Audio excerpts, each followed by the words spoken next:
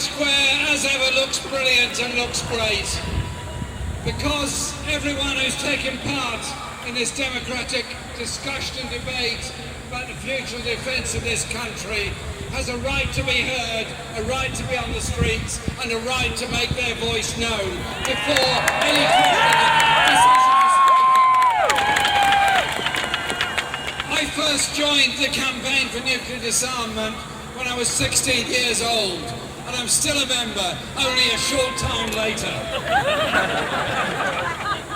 CND and the wider peace movement play an absolutely vital role in our society.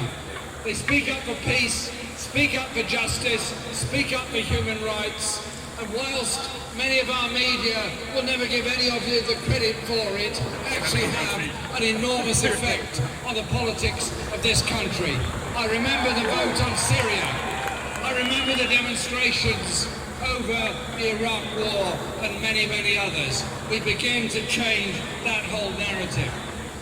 Too often, the debate on nuclear weapons is presented as a cynical set of alternatives that are put forward. X says this, Y says that, Z has an interest in this, B says something else. I think we should just consider for a moment what a nuclear weapon actually is.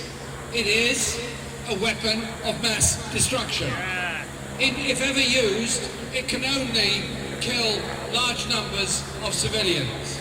They've only once been used in war, and that was in Japan in 1945, and we still see the consequences in the cancers and the destruction and the horror of very old people in Hiroshima and Nagasaki. They were used in testing in the Pacific and other places. The victims in the Marshall Islands are still living with the consequences of those tests, as indeed are people in Australia, the United States and Russia and many, many other places. And the now very elderly nuclear test veterans are also paying the price for those nuclear tests in the 1950s, when they were used as guinea pigs while nuclear explosions took place.